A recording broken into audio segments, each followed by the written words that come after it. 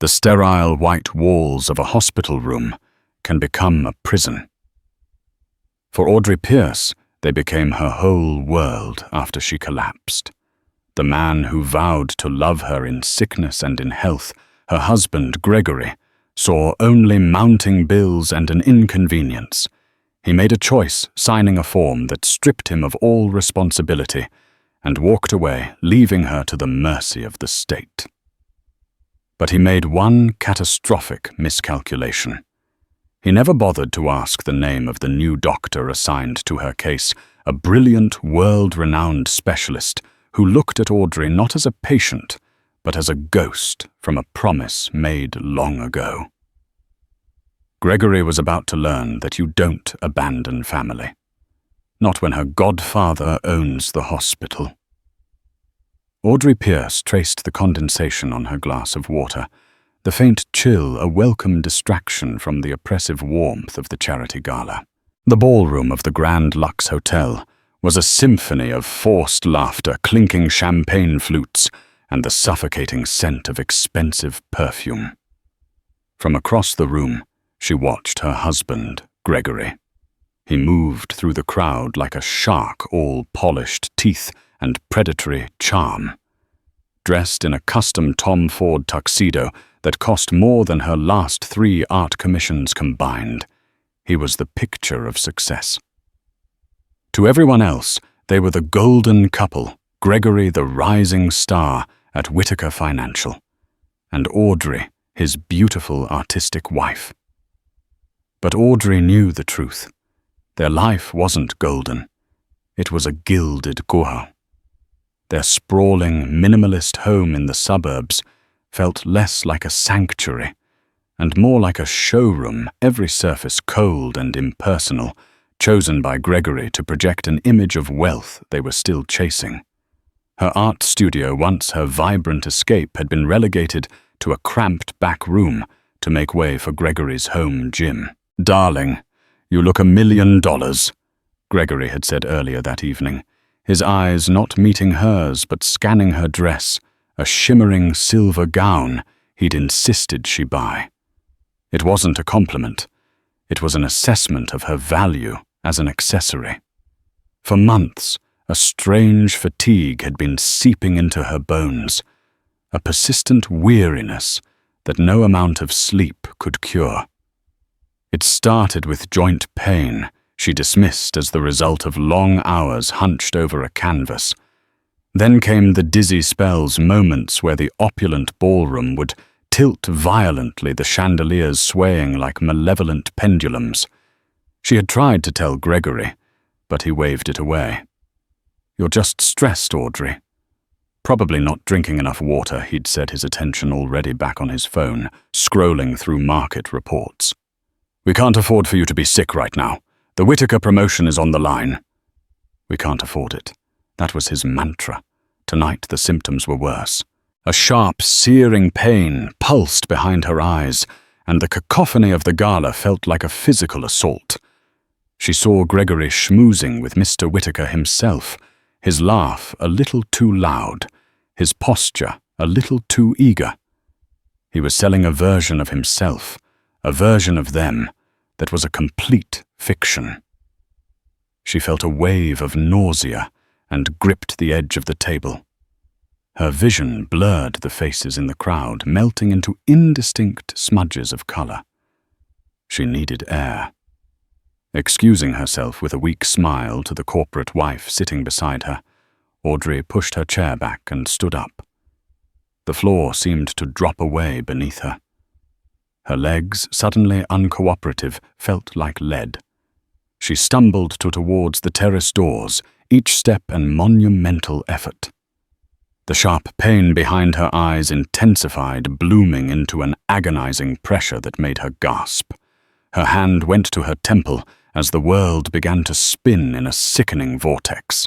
She saw Gregory's head turn in her direction, his smile faltering for a fraction of a second, a flicker of annoyance crossing his perfect features before being replaced by practiced concern. "Audrey!" His voice seemed to come from a great distance. She couldn't answer. A black veil descended over her vision. The last thing she heard before the world dissolved into silence was not her husband's worried cry, but the collective gasp of the crowd, a sound that confirmed his worst fear. She had just made a scene. Her collapse was not quiet or dignified.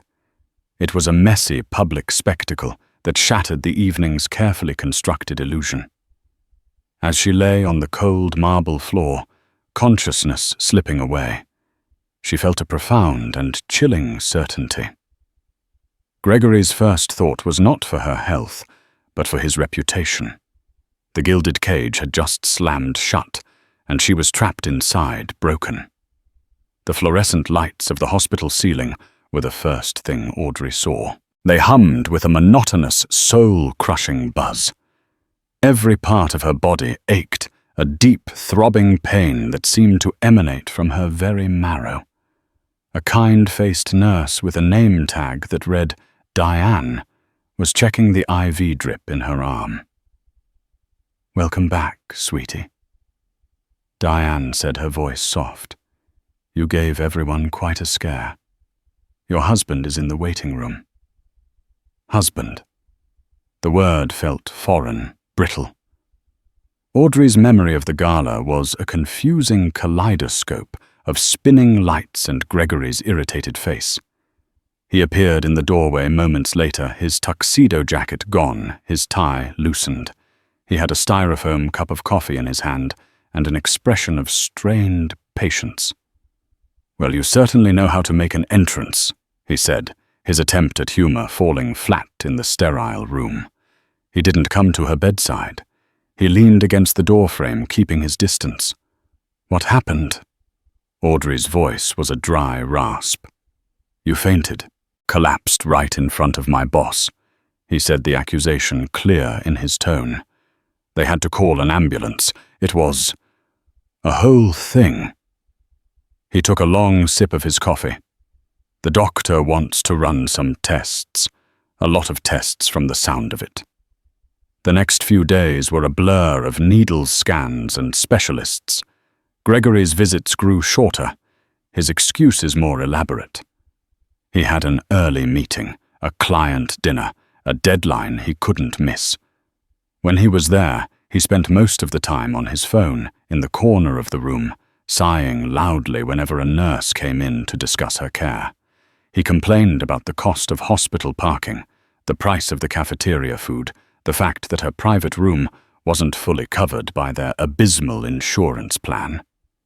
It was Nurse Diane who brought Audrey her meals, who adjusted her pillows without being asked, and who held her hand when the pain was too much. It was Diane who was there when the lead specialist, a weary-looking man named Dr. Peterson, delivered the diagnosis. "Mrs. Pierce, your tests have come back." He began, his tone grave. "You have a rare and aggressive form of systemic lupus erythematosus. It's an autoimmune disorder where your body's immune system attacks its own tissues and organs. In your case, it's affecting your kidneys and your central nervous system, which explains the collapse." Audrey stared at him, the medical jargon washing over her. All she heard was rare, aggressive, and attacks your own body. "What's the treatment?" Gregory asked from the doorway, his arms crossed. He hadn't even bothered to sit down. "It will require a long-term intensive course of immunosuppressants and possibly plasmapheresis.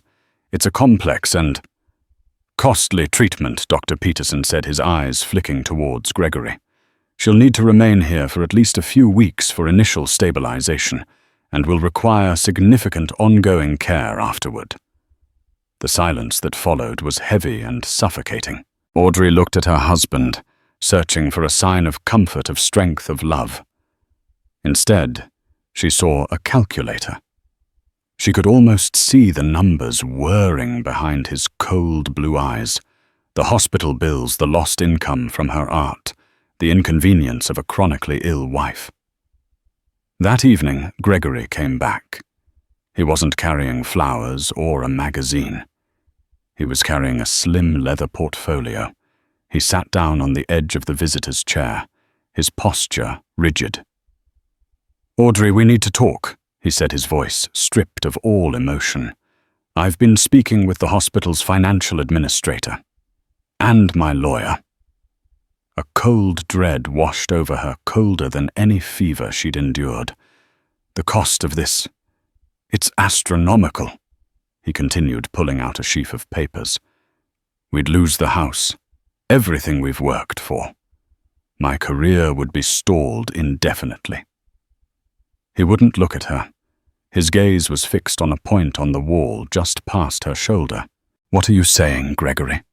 she whispered, her heart pounding. "I'm saying I can't do this." He finally met her eyes, and what she saw there was nothing short of revulsion. He looked at her as if she were a failed investment, a liability to be liquidated. "I can't tie my future to this anchor." He slid a document onto her bedside table. "This is a post-nuptial agreement, relinquishing your claim on my future earnings. And this," he added, placing another paper on top of it, "is a form from the hospital. It's a relinquishment of spousal medical responsibility. It essentially transfers all decision-making and financial liability to the state or a designated guardian, should one be found. Since you have no living family, that means the state." Audrey stared at the papers, the black ink blurring through her tears. He wasn't just leaving her. He was erasing her. He was signing a piece of paper that declared her no longer his problem, a piece of trash to be disposed of by the system. "I can't believe you." She choked out a sob, tearing through her chest. In sickness and in health, did that mean nothing? "It was a different time, Audrey. We were different people," he said. Standing up, his face an unreadable mask of indifference. "I have to think of my future. I've already moved my things out of the house. My lawyer will be in touch about the divorce." He turned and walked to the door. He didn't look back. He just walked out, the soft click of the closing door echoing in the room like a gunshot. Audrey was left alone with the humming lights, the beeping machines, and the crushing weight of 2 pieces of paper that signified the end of her world. In that moment, the disease wasn't the only thing eating her alive. The betrayal was far more toxic. The days following Gregory's departure bled into a grey, featureless haze. The hospital transferred her from the private room Gregory had complained about to a bed in a shared ward at the far end of the corridor. The window looked out onto a brick wall. The nurses were still professional, but they were busier here, their kindness stretched thin across too many patients. Audrey was no longer the wife of a promising financial executive. She was Ward 7, Bed 4, a charity case, a liability. The full weight of her situation crashed down on her. She had no family. Her parents had died in a car crash when she was 18, a tragedy that had shattered her world and left her utterly alone. Her only other relative had been her godfather, a brilliant medical student who was her father's best friend. He had been devastated by their deaths, but he was in the middle of a demanding residency in another country. He had sent letters, made calls, but a grief-stricken Audrey had pushed everyone away. Over the years, the distance grew, and contact faded into a memory. She didn't even know where he lived anymore.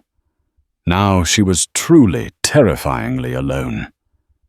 The divorce papers arrived via a cold-faced courier. Gregory was moving fast, severing the final tie. Despair was a physical weight pressing down on her chest, making it hard to breathe. The aggressive treatment left her weak, nauseated, and perpetually exhausted. Some days she didn't have the strength to lift her head from the pillow. She felt herself fading, becoming as grey and featureless as the walls around her. One afternoon, Nurse Diane came into the ward, her expression unusually bright. "There's a new doctor taking over your case, Audrey, a top specialist. They say he's the best in the field." Audrey just nodded, too tired to care. Doctors came and went. They were all the same clipboards, medical jargon, and professionally detached sympathy. A few hours later, the new doctor entered. He was tall and distinguished, with silvering temples and eyes that were a startlingly sharp, intelligent blue. He carried an air of quiet authority that made the bustling ward seem to fall silent around him. He reviewed her chart without a word, his brow furrowed in concentration. "Mrs. Audrey Pierce," he said, his voice a deep, calm baritone. He looked up from the chart and his eyes met hers. For a moment, he froze. A strange look of confusion, then dawning recognition, passed over his handsome features. He stepped closer to the bed, his gaze intense. "Your maiden name?" he said, his voice suddenly softer. "The chart says it was Jensen." Audrey blinked, surprised by the personal question. "Yes?" she whispered. "Your parents, were they Robert and Lena Jensen?" he asked, his voice now holding a tremor of something she couldn't identify. Audrey's heart gave a painful lurch. No one had asked about her parents in years. "Yes, they were. How did you—" The doctor pulled the visitor's stool closer and sat down, his professional demeanor completely gone. He looked at her, truly looked at her, and his sharp blue eyes seemed to well with a profound, forgotten sadness. "My God," he breathed, running a hand through his hair. "I knew it when I saw your file. The name, the date of birth. I prayed I was wrong." He leaned forward, his expression a mixture of shock and regret. "Audrey, you won't remember me well. You were just a little girl. My name is Adrian Beaumont. Your father was my best friend in college. I am your godfather." The name hit Audrey like a lightning strike. "Adrian. Uncle Adrian. The man from her parents' old photographs, the one who sent her books from London and Germany for her birthday until she was 10. The brilliant friend her father had always spoken of with such pride. The man who had disappeared from her life after the fog of her grief descended. Tears sprang to her eyes, hot and uncontrollable. Tears of shock, of sorrow, of a tiny, impossible flicker of hope. "Adrian." She whispered the name, feeling like a forgotten prayer on her lips. "I am so sorry, Audrey," he said, his voice thick with emotion. He reached out and gently took her hand, his grasp warm and strong. "I let life get in the way. My research moving to the States. There's no excuse. I should have found you. I should have been there for you." He looked around the drab, crowded ward, his jaw tightening with a sudden cold anger. "What has happened to you? The notes here are clinical. Tell me everything." And so she did. Through choked sobs, she told him about Gregory, the betrayal, the abandonment, the crushing despair. She told him about the forms Gregory had made her sign about being left to the mercy of the state. As she spoke, she saw the compassion in Dr. Adrian Beaumont's eyes transform into a hard, dangerous glint. The gentle doctor receded, and in his place was a man of immense power and unshakable resolve. He was no longer just a doctor looking at a patient. He was a godfather, looking at the precious daughter of his best friend. A man who had found his long-lost family, broken and discarded in the forgotten corner of a hospital he happened to run. "This will not stand," Adrian said, his voice low and laced with steel. He squeezed her hand. "Your recovery begins now, Audrey, and so does his ruin." He stood up, towering and resolute. "Nurse," he called out, his voice ringing with authority. "Prepare my private suite on the Beaumont wing, immediately, and get my lawyer on the phone. His name is Jonathan Cole."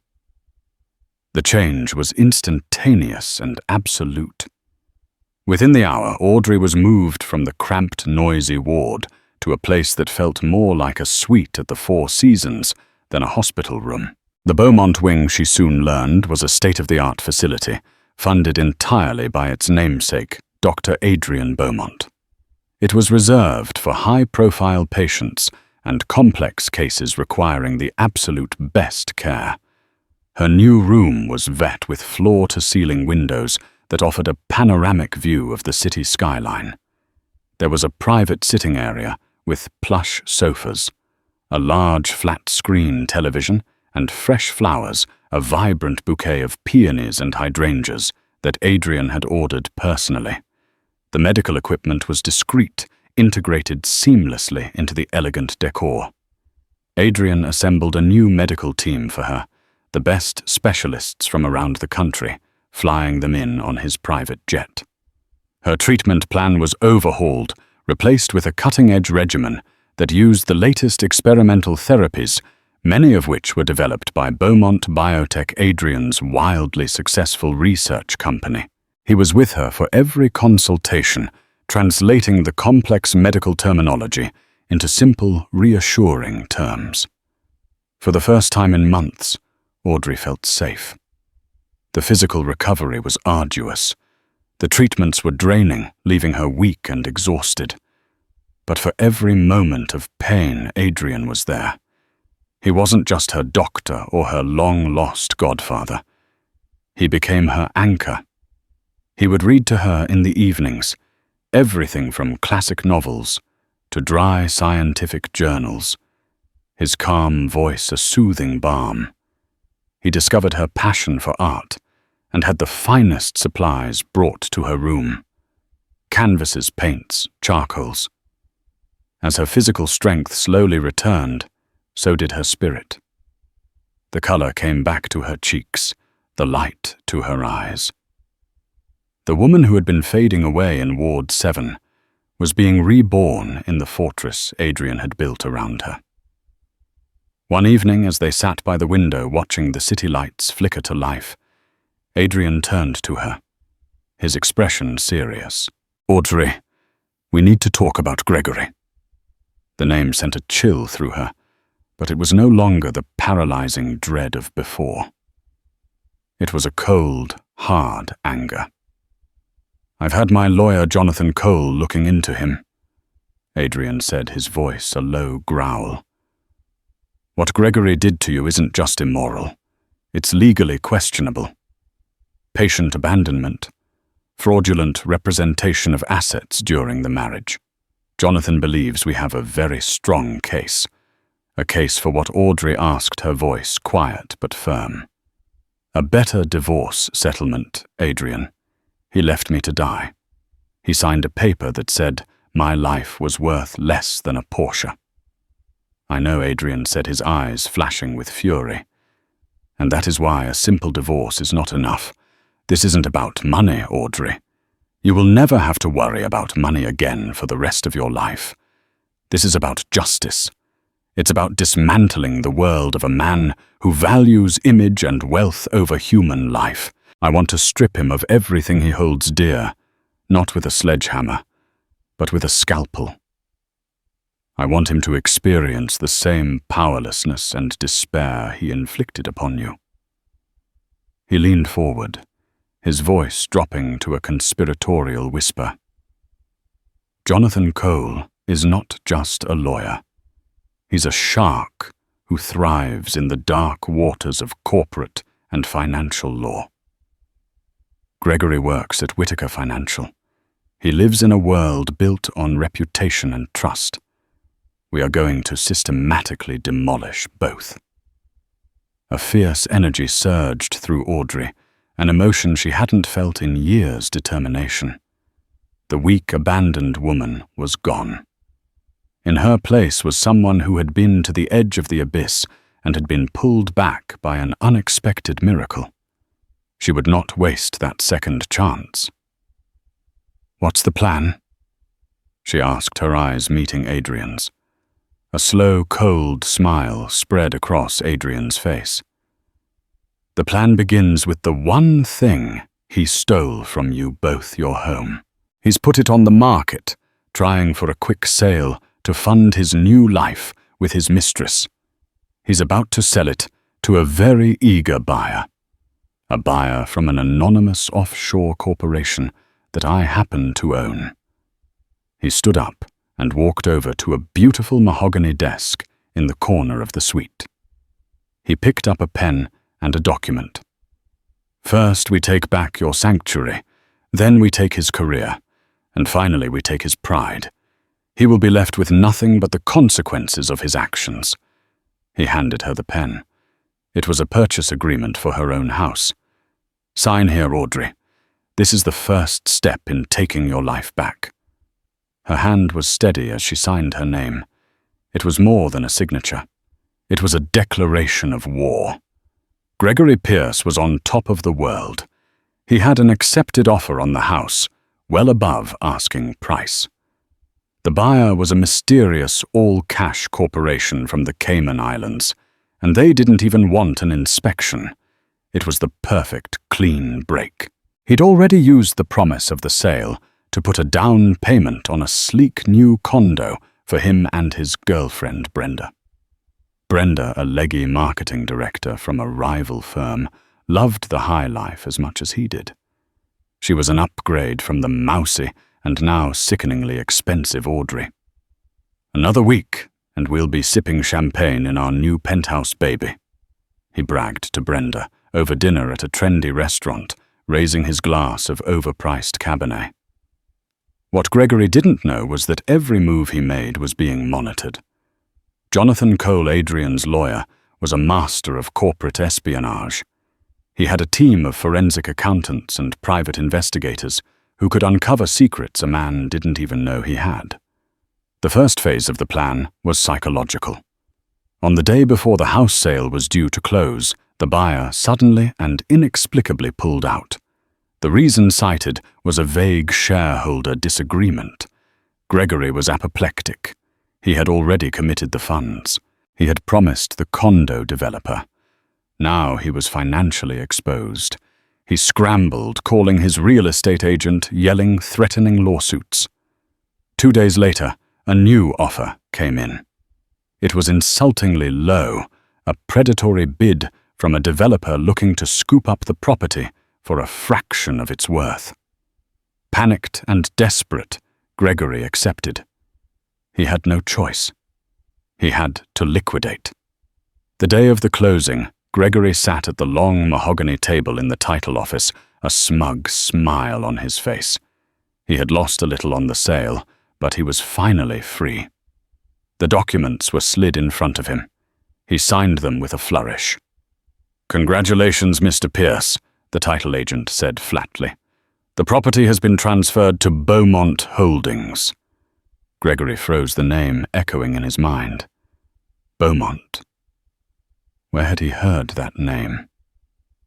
It was the name of that specialist wing at the hospital he vaguely recalled. It was probably a coincidence. He shrugged it off, collected his check, and walked out, eager to put the past behind him.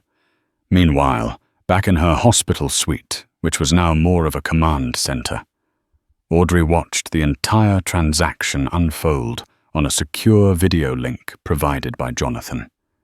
She saw the deed of sale with her new sole ownership recorded. The home she had shared with Gregory was now hers, and hers alone. Phase 1 complete, Adrian said, handing her a cup of tea. He's financially off balance and stressed. Now for Phase 2, his career. Jonathan Cole's investigators had been busy. They discovered Gregory wasn't just arrogant, he was sloppy. He had been channeling company funds for personal expenses, dinners with Brenda, weekends away. Luxury gifts and fudging the expense reports, classifying them as client entertainment. On their own, they were minor infractions. But compiled into a single meticulously detailed dossier, they painted a picture of a man with questionable ethics and a pattern of deceit. The dossier was not sent to the authorities. That would be too quick, too merciful. Instead, an anonymous, untraceable copy was delivered to the home of Mr. Whittaker, the CEO of Whittaker Financial. It wasn't an accusation. It was presented as a concerned shareholders' report on potential fiscal improprieties within the firm. The fallout was not immediate, but it was effective. Gregory noticed a subtle shift at the office. Mr. Whittaker, who had once clapped him on the back, now gave him curt nods in the hallway. He was left out of key meetings. An important account he had been managing for years was quietly reassigned to a colleague. Then came the announcement of the annual promotions. The senior vice president position, the one Gregory had been certain was his, the one he'd bragged about, to Brenda, went to someone else. He was devastated. He stormed into Mr. Whittaker's office, demanding an explanation. Mr. Whittaker looked at him over the top of his glasses, his expression unreadable. "Gregory, your performance has been distracted lately. And frankly, some concerns have been raised about your judgment. We need people in leadership positions who are beyond reproach. Perhaps next year." Gregory left the office, stunned, his world tilting on its axis. He couldn't understand it. He was the golden boy. Things were supposed to go his way. He blamed the stress of the divorce, the bad luck with the house sale. He never once suspected that a silent, invisible architect was methodically pulling the strings, orchestrating his downfall one precise, calculated move at a time. The foundation of his life was cracking, and he was completely oblivious to the person holding the hammer. The failure to secure the senior vice president promotion was not a setback for Gregory. It was a fundamental crack in the edifice of his identity. He had always seen his life as a relentless upward trajectory, a narrative of inevitable success. Now that narrative had faltered.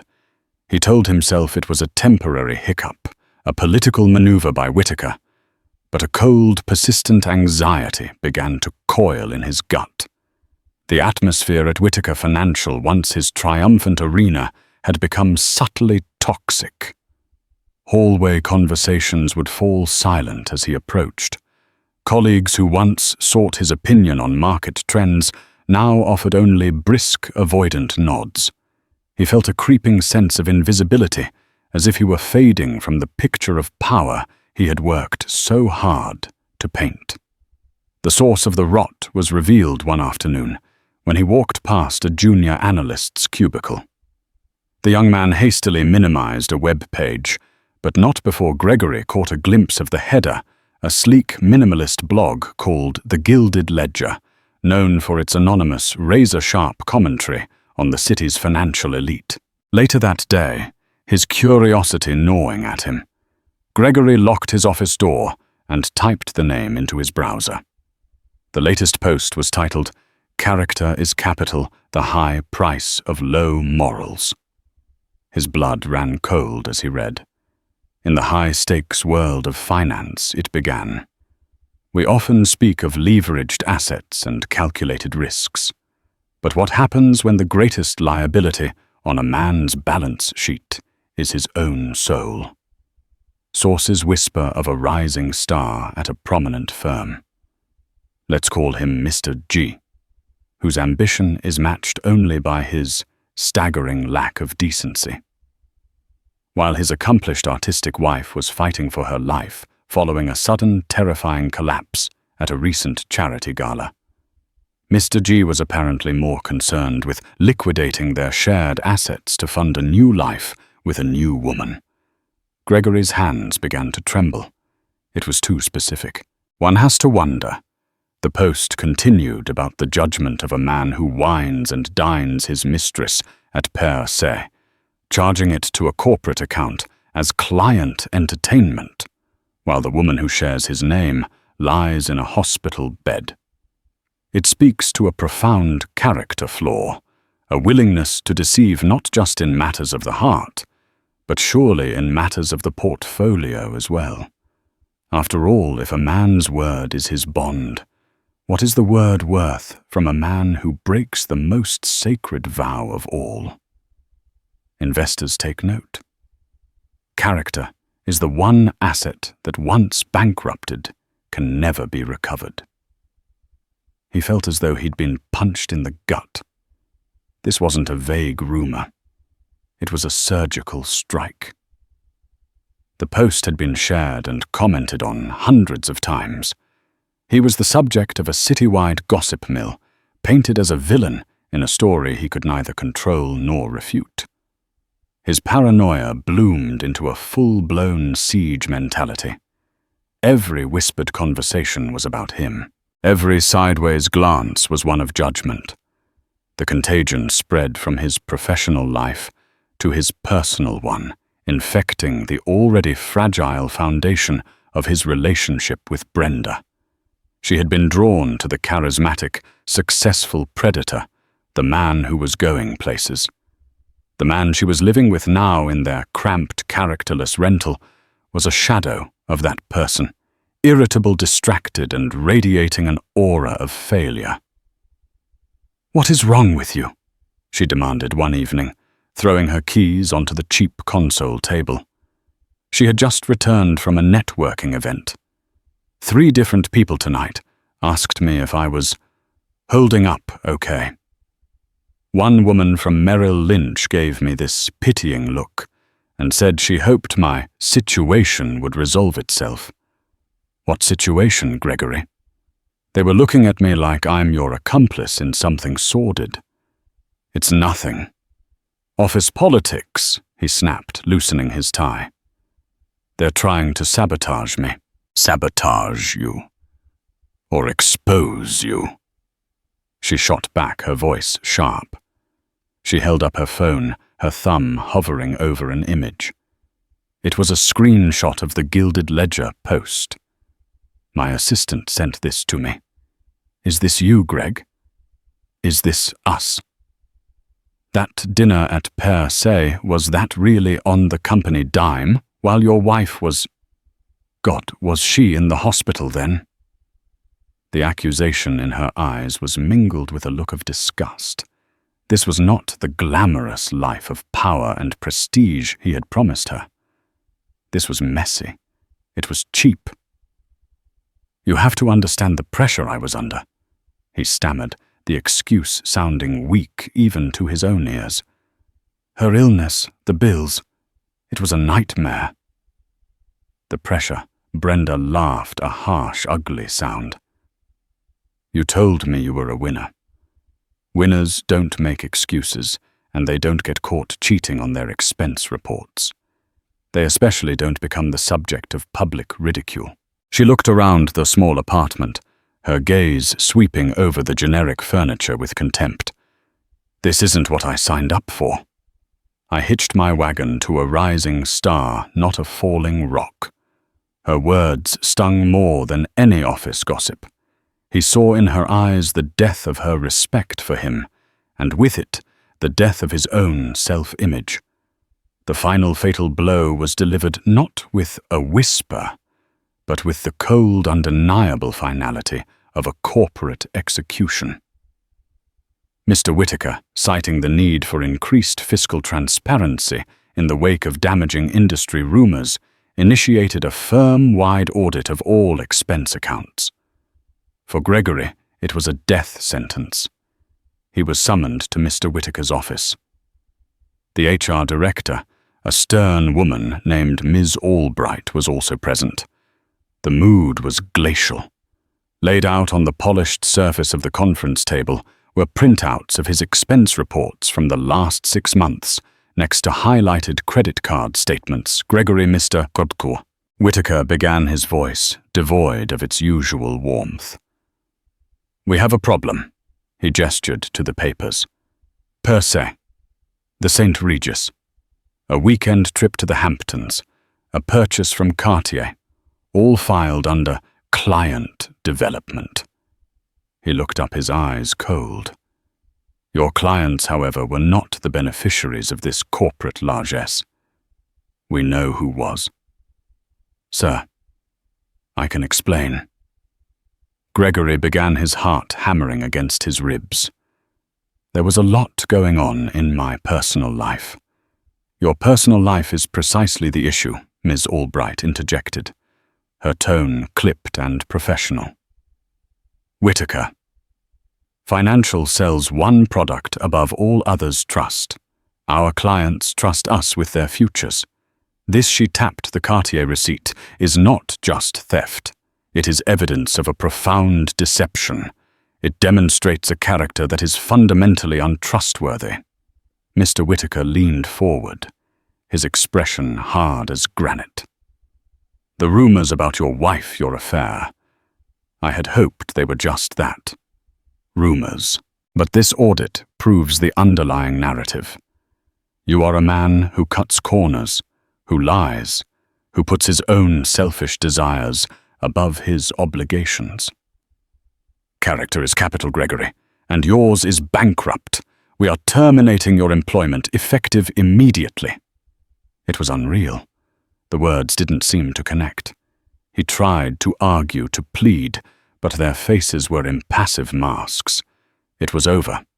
A security guard, a man who used to greet him by name every morning, escorted him back to his desk to pack his belongings into a cardboard box. The walk through the office was a gauntlet of averted eyes and feigned concentration. He was a non-person, already a ghost. He stood on the bustling sidewalk in the late afternoon sun. The box of his professional life clutched in his hands. Horns blared. People rushed past. He had never felt so utterly alone. He pulled out his phone, his thumb hovering over Brenda's name. She was all he had left. He pressed the call button. Straight to voicemail. His stomach twisted. A moment later, his screen lit up with a text message. "Greg, I heard. My boss called me. This is all over the street. I'm sorry, but I can't be associated with this. It will destroy my career. I can't be with a man who has no honor and no future. I had the doorman let me into the apartment to get my things. Goodbye." He stared at the message, the words blurring through a sudden film of tears. The box in his arms suddenly felt impossibly heavy. He had lost his career. He had lost his mistress. He had lost his reputation. He was standing on the curb with the pathetic debris of a life he had systematically dismantled, and he had no one to blame but himself. He was a falling rock, and he had finally hit the ground. A week after his unceremonious eviction from Whitaker, financial Gregory Pierce received a certified letter. The heavy cream envelope felt strangely formal in his cluttered rented apartment that still smelled of Brenda's departed perfume. The embossed letterhead read Cole, Sutton and Dean. It was a summons couched in polite legalese to a mandatory mediation concerning the final asset division of his divorce from Audrey Pierce. A bitter, humorless laugh escaped his lips. Assets. What assets? His career was a crater, his savings were hemorrhaging from the broken condo deal, and his reputation was radioactive. All he had left was the post-nuptial agreement, that one brilliant move he'd made. This meeting, he thought with a surge of spite, would be his only victory in a sea of catastrophic losses. He pictured Audrey gaunt and frail, backed by some overworked public defender, trying to lay claim to the scraps of his ruined life. The thought of putting her firmly in her place was a small, ugly comfort that he clung to like a life raft. On the appointed day, he put on his last good suit. It hung on him a little loosely now. The stress had stripped away his gym-honed physique, leaving him looking gaunt and haunted. He walked through the financial district, a ghost in a city that had once been his kingdom. The glass tower that housed the law firm was an imposing monument to a world he was no longer a part of. The lobby was a cathedral of marble and polished steel. A silent attendant led him to an elevator that whisked him upwards with dizzying speed.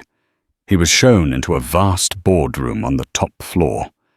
3 of the walls were floor-to-ceiling glass, offering a breathtaking panoramic view of the city and the harbor beyond the very view he had once coveted from Mr. Whitaker's office. A long, impossibly polished mahogany table reflected the sky like a dark mirror. At its head, flanked by 2 others, sat Jonathan Cole, his silver hair gleaming, his posture radiating an intimidating stillness. Gregory's eyes slid past the lawyer, and his breath caught in his throat. Sitting to Cole's right was Audrey. But it couldn't be. The woman before him was a stranger, a vibrant imposter inhabiting his wife's form. The frail, defeated patient he had abandoned was gone. This Audrey sat with a spine straight and strong, exuding a quiet, formidable confidence. Her dark hair cascaded over her shoulders in healthy waves. She wore a tailored dress in a striking shade of emerald green that made her look like a queen on her throne. Her skin was luminous, her eyes clear and sharp. When her gaze met his, there was no trace of the broken-hearted woman he'd left behind. There was only a calm, assessing coolness that made him feel like an insect under a lens. She was not just healthy, she was magnificent. Then his gaze shifted to the man on her other side, and a wave of nausea washed over him. He knew that face. He'd seen it on the cover of Forbes in the society pages on financial news networks. Dr. Adrian Beaumont, the billionaire titan of the biotech industry, the man whose name was on the hospital wing, the name on the deed to his former house. The pieces of his recent cursed life began to slam into place with the force of a physical blow. Gregory. Thank you for coming. Jonathan Cole said, his voice as smooth and cold as the tabletop. Please have a seat. The invitation felt like a command. Gregory sank numbly into a heavy leather chair at the far end of the table, feeling small and utterly insignificant. Allow me to make some introductions to ensure we are all clear. Cole continued, a faint, predatory smile touching his lips. I am Jonathan Cole, counsel for my client, Ms. Audrey Jensen. He paused, letting her maiden name hang in the air, a formal erasure of Gregory's existence in her life. And this, he gestured to the titan beside her, is her godfather and the executor of her legal and financial affairs, Dr. Adrian Beaumont. Godfather. The word was a death knell. The curse that had haunted him finally had a name and a face, and it was one of the most powerful in the country. The anonymous tips, the blog post, the audit. It wasn't bad luck. It was a planned, strategic demolition. He had been a fly caught in a web he never knew existed. What is this Gregory managed to say? His voice a hoarse croak. This is supposed to be about the divorce. Our finances are separated. I have the postnup. He clung to the word like a talisman. Jonathan Cole's smile widened. The post-nuptial agreement. An interesting piece of paper. The one you coerced Ms. Jensen into signing mere hours after she had been diagnosed with a debilitating neurological condition. The one she signed while under the influence of potent corticosteroids and immunosuppressants, without the benefit of legal representation, and under the extreme emotional distress of being abandoned by her husband. He leaned forward slightly. A contract signed under such profound duress, Mr. Pierce, is not just contestable. It is an artifact of pure malice. We will not only have it invalidated, we will use the very circumstances of its signing against you. Cole gestured to a thick leather-bound binder in front of him. Which brings us to why we are truly here. This is not a mediation. It is a presentation. Consider this the preview of the civil suit we have filed against you. He opened the binder. Let's start with the basics: fraudulent inducement to contract, intentional infliction of emotional distress, and gross misappropriation of marital assets. He began to turn pages slowly, each one a new exhibit in Gregory's damnation. We have itemized statements for every dollar you siphoned from your joint accounts in the months leading up to Audrey's collapse. We have receipts for gifts, hotel stays, and lavish dinners for your mistress, Ms. Brenda Larkin, all meticulously documented. We have a sworn notarized affidavit from a nurse, Diane Miller, at St. Jude's Medical Center, detailing your callous indifference and the verbal abuse Audrey suffered at your hand. We have a full medical and psychological evaluation conducted by 3 independent specialists, confirming Audrey's compromised state at the time you forced her to sign away her rights. Gregory felt the air leave his lungs. He was drowning. He looked at Audrey, a desperate, silent plea in his eyes. She spoke, then her voice not loud, but it filled the cavernous room, cutting through the legal jargon with chilling clarity. Do you remember the ward they moved me to, Gregory? After my private room was too expensive for you. It had 4 beds. The woman next to me was dying. The sound of her struggling to breathe is something I will never forget. And all I could think about was the sound of the door clicking shut after you left. You didn't just leave me. You tried to erase me. You signed a paper that said my life had a negative value. This lawsuit isn't for money. I don't need your money. This is for that woman in that bed. It's to give a voice to the person you tried to silence. Then Adrian spoke, and his voice was a low, dangerous rumble that seemed to vibrate through the table itself. My best friend, Robert Jensen, trusted me with his daughter's life.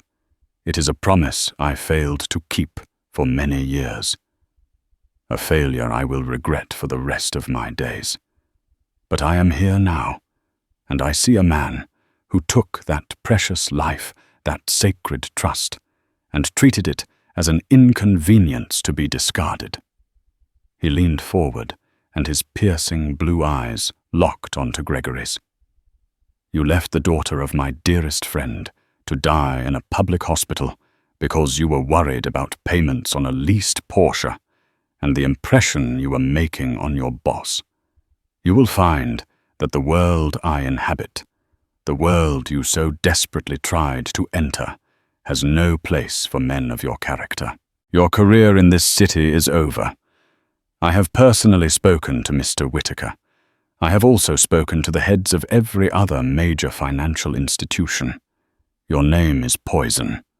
No one will hire you. No one will trust you. Adrian's voice dropped even lower, becoming a blade of ice. And one final thing. I am leveraging the full resources of my philanthropic arm to establish a new charitable foundation. It will be called the Jensen Foundation for Patient Advocacy. It will be Audrey's legacy. Its first national campaign will be to lobby for new federal laws. We're calling it Audrey's Law to protect vulnerable and incapacitated patients from the exact kind of financial and medical abandonment you committed. And your story, Mr. Pierce, your name, your photograph, your actions will be our primary case study. You wanted a legacy. You wanted to be a name in this city. Congratulations, you will be. That was it, the final killing blow. Not just ruin, but infamy. His name would become a symbol of cruelty. The arrogant facade Gregory had maintained his entire adult life didn't just crack. It shattered into 1,000,000 pieces. A choked, pathetic sob escaped his lips. He looked at Audrey, his eyes swimming with tears of pure self-pity and terror. "Audrey, please," he whimpered, the words stumbling out. "I'm sorry. I was scared. I made a mistake. Please don't do this." Audrey looked at him for a long moment, her expression unreadable. She saw not the monster who had betrayed her, but a hollow, pathetic shell of a man, destroyed by his own weakness. There was no hatred left, only a vast, empty space where her love for him used to be. "No, Gregory," she said, her voice soft, but absolute. "A mistake is taking the wrong exit on the freeway. A mistake is forgetting to pick up milk. What you did was not a mistake. It was a choice. A series of choices. You chose the image over the reality. You chose convenience over compassion. You chose yourself over everything. And now you have to live with your choices, just as I am finally living with mine." With that, she stood up, a figure of impossible grace and strength. Adrian and Jonathan rose with her, a silent, powerful phalanx. Without a backward glance, they walked out of the boardroom, their footsteps echoing on the marble floor. Gregory Pierce was left alone at the long, polished table. In front of him lay the binder, a black tombstone marking the grave of his life. Outside the giant windows, the city he once dreamed of conquering glittered with indifferent light, a world that had already forgotten him.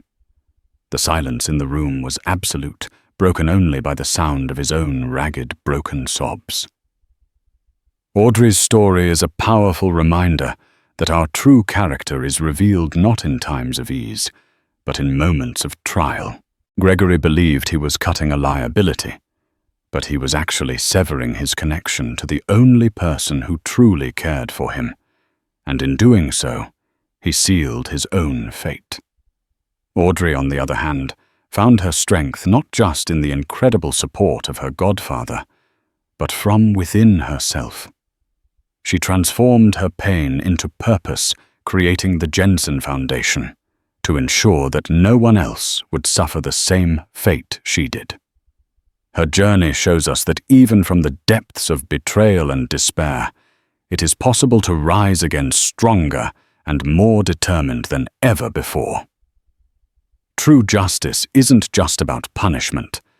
It's about rebuilding healing and creating a legacy of positive change from the ashes of a painful past. If this story of resilience and righteous justice moved you, please give this video a like and share it with someone who might need to hear it. Don't forget to subscribe to our channel and hit the notification bell for more incredible stories of triumph over adversity. Thank you for listening.